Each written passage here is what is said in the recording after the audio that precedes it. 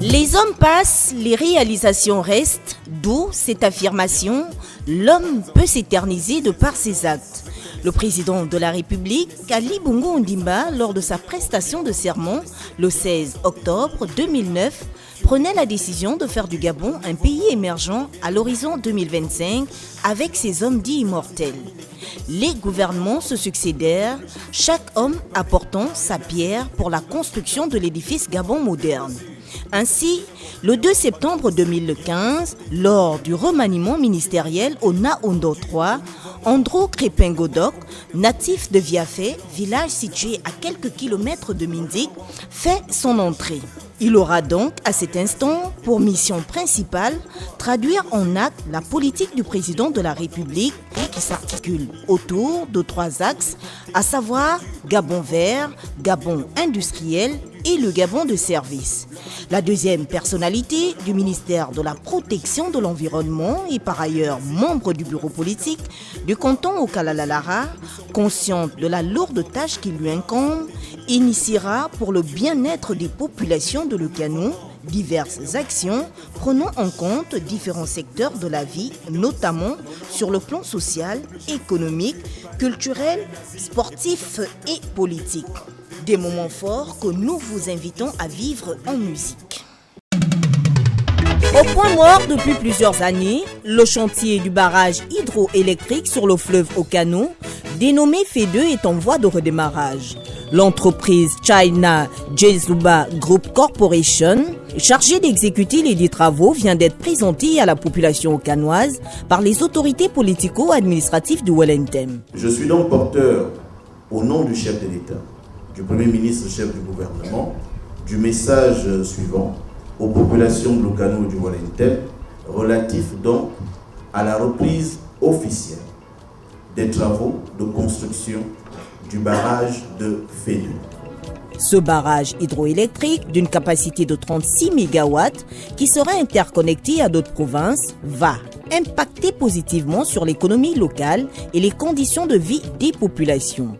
Ce projet tient encore toutes les populations de Wellington parce que le doute s'est installé et je pense que à partir d'aujourd'hui, ce doute sera levé. Au cours de cette rencontre, les populations ont été davantage édifiées sur l'expertise de l'entreprise et les retombées de ce chantier au plan social. Après le démarrage du projet, nous allons embaucher plus de 300 et 400 des employés à local pour favoriser l'emploi et le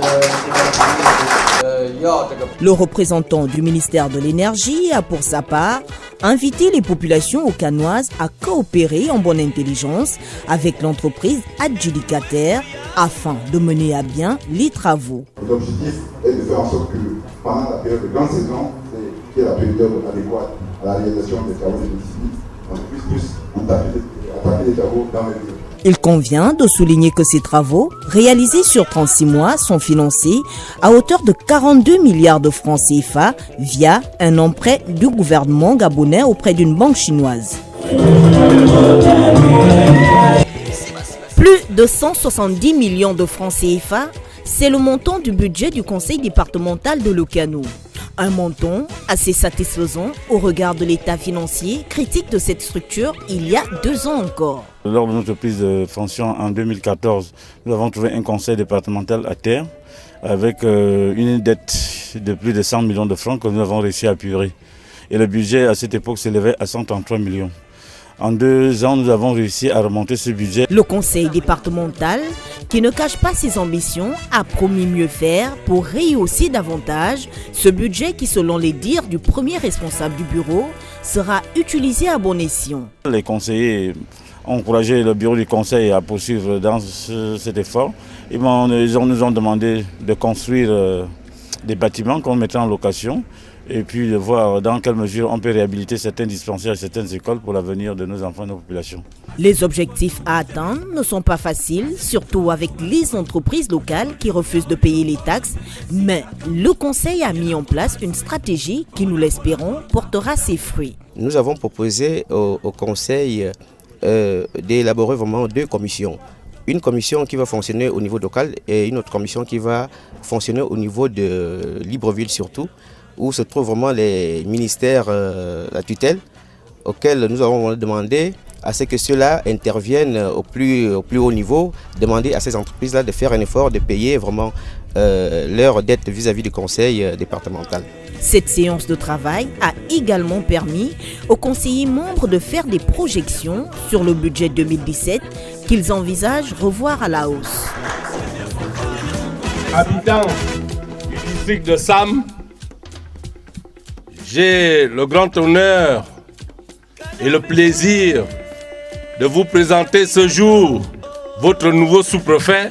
Julien Oyon-Meillé, c'est lui le nouveau sous-préfet du district de Sam. Du haut de ses 57 ans, l'ancien secrétaire général de la sous-préfecture de Congo, Medone et Sam, a vu lors du dernier conseil des ministres du 11 février dernier sa situation administrative évoluer.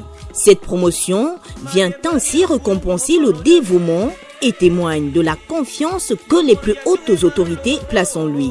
Confiance qu'il entend honorer dignement. Je voudrais donc traduire ici ma volonté à travailler sous votre aile protectrice tout en prenant l'engagement solennel de remplir avec honnêteté et abnégation, dans le respect de la hiérarchie et de l'autorité établie, les devoirs de ma charge, conformément à l'esprit du décret numéro 00724 PRMI du 29 juin 1998, fixant les attributions, pouvoirs et avantages des personnels et auxiliaires de commandement.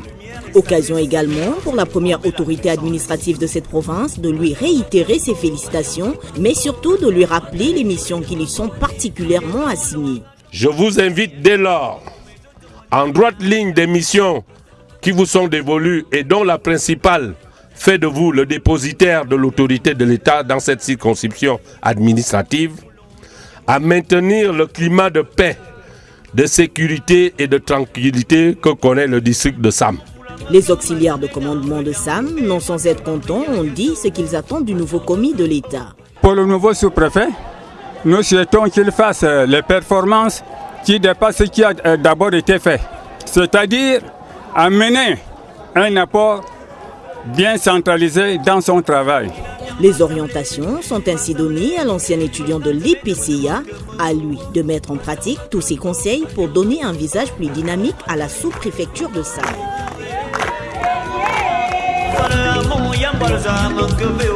Le Gabon vend une fois de plus sa destination à travers cette 2e édition des Journées Portes Ouvertes organisées par l'ambassade du Gabon en Inde.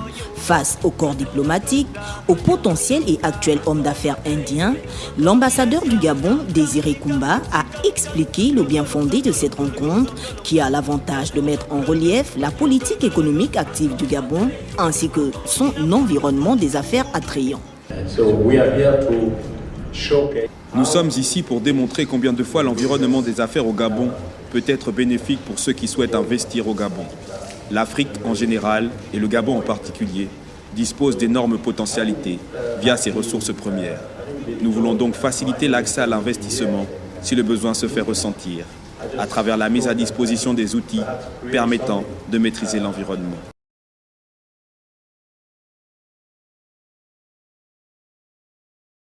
Gabon émergent, le pays historiquement connu comme producteur a orienté son économie vers la transformation et l'exportation, d'où la présence du ministre délégué à la forêt à 6 assises pour valoriser les engagements et les retombées de cette décision du président de la République à travers 2 exposés ayant pour thème l'industrialisation de la filière bois au Gabon.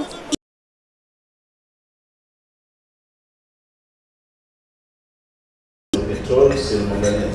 C'est ce qui a fait l'économie du Gabon jusqu'en 2009.